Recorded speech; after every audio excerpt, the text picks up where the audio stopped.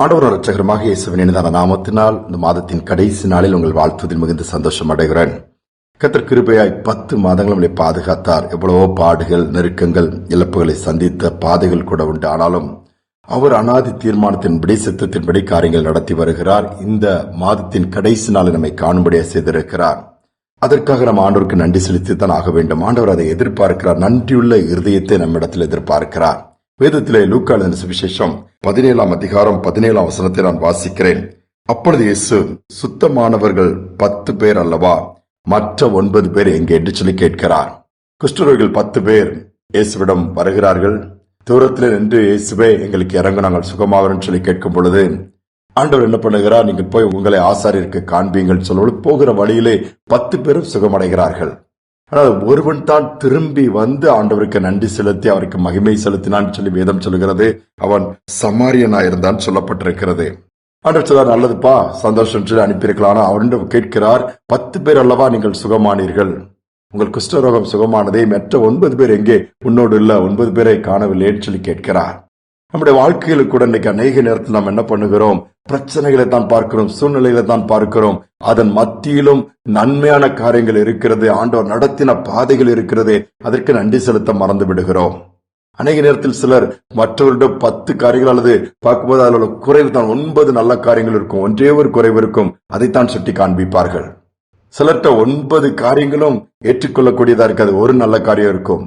அதனால மொத்தமாவே சீல் போட அந்த ஒரு காரியத்துக்காக பாராட்டி, பரவாயில்ல இதுல நல்லா செஞ்சிருக்கிறேன்னு சொல்லி நீங்க என்கரேஜ் பண்ணி பாருங்க, மற்ற காரியங்களையும் கூட அவங்க மாற்ற ஆரம்பித்து விடுவார்கள். நாம் இந்த கடந்து வந்த 10 மாதங்களை திரும்பி பார்ப்போம் என்று சொன்னால் நன்றி சொல்வதற்கு எதுவுமே இல்லையா? எத்தனையோ காரியங்கள் இருக்கிறது. இந்த மாதத்தை எடுத்துக்கொள்ளுங்கள். எவ்வளவோ விபத்துகள், ஆபத்துகள், எவ்வளவோ செய்திகள் நம்ம கேள்விப்படுறோம், எவ்வளவு பாதிப்புகள் தானே, அதை தாண்டி கர்த்தர் நம்ம நடத்தி வர்றார. நன்றி என்று ஒரு வார்த்தை சொல்லலாமே. ஆனா நம்ம என்ன பண்ணுவோம், சூழ்நிலைகளை குறை சொல்லுகிறோம், அது சரியில்லை, இது கிடைக்கல, ஒருவேளை இந்த மாதம் நீங்கள் எதிர்பார்த்தது கைக்கூடி வராமல் போயிருக்கலாம், அல்லது நீங்க சிக்காயிருக்கலாம், அல்லது முடியாம போயிருக்கலாம். அதைத்தான் பெரிதுபடுத்தி, இப்படி ஆயிடுச்சு, இவ்வளவு பணம் செலவழிச்சுத, இந்த நஷ்டமாயிடுச்சுத, இது தொலைஞ்சு போச்சு, இது உடஞ்சி போச்சு, அதைத்தான் நம்ம சொல்லிக் கொண்டிருக்கிறோம். இல்லை, ஒரு அருமையான குடும்பம் கார் எடுத்துட்டு 5 பேர் பிரயாணப்பட்டு போறாங்க. ஒரு குறிப்பிட்ட இடத்துக்கு போயிட்டு 2 நாள் சுற்றி பார்த்துட்டு எல்லாம் பார்த்துட்டு திரும்பி வரலான்ட்டு போற வழியில ஒரு இடத்துல சாப்பிடுறாங்க. திருப்பி பிரயாணம் தொடரும் பொழுது எல்லாருக்கும் ஃபுட் பாய்சன் ஆயிடுச்சு, வாமிட்டிங். தொடர்ந்து பிரயாணப்பட முடியாத ஒரு சூழ்நிலை இருப்பதெல்லாம் அருகில் இருக்க மருத்துவமனைக்கு உடனே போகிறார்கள். மருத்துவர் உடனே ட்ரீட்மெண்ட் ஸ்டார்ட் பண்றாரு. எல்லாருக்கும் இன்ஜெக்ஷன் போடுறாரு. 5 பேருக்கு ஊசி போட்டு மாத்திரை கொடுத்து குளுக்கோஸ் ஏத்தி அங்க வச்சு சாயங்காலம் தான் டிஸ்சார்ஜ் பண்றாரு. காலையில இருந்து சாயங்காலம் வரை அங்க இருக்க வேண்டியதாகி போச்சு. போய் முடியும் போது சரி பில்லை கட்டிட்டு நீங்க கிளம்பலாங்க போது அந்த தகப்பன் சொல்றா, அந்த குடும்பத்து தகப்பன், 5 பேருக்கு ட்ரீட்மெண்ட் கொடுத்துருக்கீங்க, ஏதாவது கன்செஷன் கொடுக்க கூடாது, எவ்வளவு அமௌண்ட் போட்டிருக்கீங்களா, ஒரு ஊசி போட்டு டேப்லெட் கொடுத்து கொஞ்சம் குளுக்கோஸ் தானே ஏத்துனீங்கன்னு சொல்லி அவரு, நீங்க அதை செய்யலாமா, ஆனா அது ரொம்ப பணமா நீங்க இது பண்றீங்கன்னு சொல்லி அது ஒரு குறைய சொல்றாரு. அவருடைய ஒய்ஃப் சொல்றாங்க, நீங்க போட்ட ஊசி மருந்துலாம் அந்த அளவு பெருசா தெரியல அப்படின்னு சொல்லிட்டு அவங்க ஒரு குறைய சொல்றாங்க. உடனே மூத்த மகன் பேச ஆரம்பிக்கிறான், டாக்டர் உங்க ஹாஸ்பிட்டல் அந்த அளவு நீட்டா இல்ல, நிறைய பாருங்க அந்த அளவு கிளீனா இல்ல, பெட் எல்லாம் வர மாதிரி இருக்குது அப்படின்னு சொல்லி ஒவ்வொருவரும் ஒவ்வொரு குறைய சொல்றாங்க. ஆனா கடைசி குட்டி பையன் பேச ஆரம்பிக்கிறான், அங்கிள் நாங்க எல்லாம் சிக்காய் முடியாம வாமிட்டிங் டைரியா இருந்துச்சு, வந்தோம், நீங்க ட்ரீட்மெண்ட் கொடுத்தீங்க, நாங்க நார்மல் ஆயிட்டோம், தேங்க்யூ சோ மச் அங்கிள் அப்படின்னாப்லையா. பாருங்களேன், அந்த குட்டி பையன் சொன்னோன்னா டாக்டர் பார்த்து ஒரு சிரிப்பு சிரிச்சுட்டு அவர் கடந்து போயிட்டாராம். யோசித்து பாருங்களேன், நீங்க மற்றவங்க பார்த்ததெல்லாம் ஹாஸ்பிட்டல் சதிரா இதெல்லாம், ஆனா நமக்கு சரியாயிடுச்சுத, திருப்பி பிரயாணத்தை தொடர முடியுத, அந்த ஒரு எண்ணம் வரவே இல்லை. ஒரு நன்மை கிடைச்சாலும் அதுல இன்னும் கூட கொஞ்சம் கிடைச்சா நல்லா இருக்குமென்று யோசிக்கிறோம். ஒரு அற்புதம் நடந்தாலும் இது சின்னதான, இதோட பெருசு, நான் அந்த இது இன்னொன்னு எதிர்பார்த்து இருக்கிறேன். அப்படி நம்முடைய மனநிலை மாறிக்கொண்டே இருக்கிறது. ஆண்டவர் அதில் பிரியப்படவில்லை, மாறாக பெற்றுக் கொண்டதற்காக நன்றி செலுத்த வேண்டும்.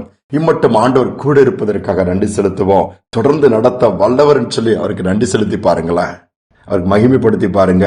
விசுவாசம் பெறுகிறது மட்டுமல்ல, கர்த்தர் இன்னும் பெரிய காரியங்கள் நம்முடைய வாழ்க்கையில் செய்வாரு. சோ இந்த மாதத்தின் கடைசி நாள் நம்ம வந்திருக்கிறபடினால கொஞ்சம் திரும்பி பார்ப்போம், செய்த நன்மைகளுக்காக நன்றி செலுத்துவோம், அவர் பாராட்டின கிருபைகளுக்காக நன்றி செலுத்துவோம். ஒருவேளை சொல்றதுக்கு எதுவுமே இல்லைனாலும் எல்லாம் நன்மைக்காக ஆண்டவர் நீங்க செய்வீங்க என்று நன்றி சொல்லி பாருங்க.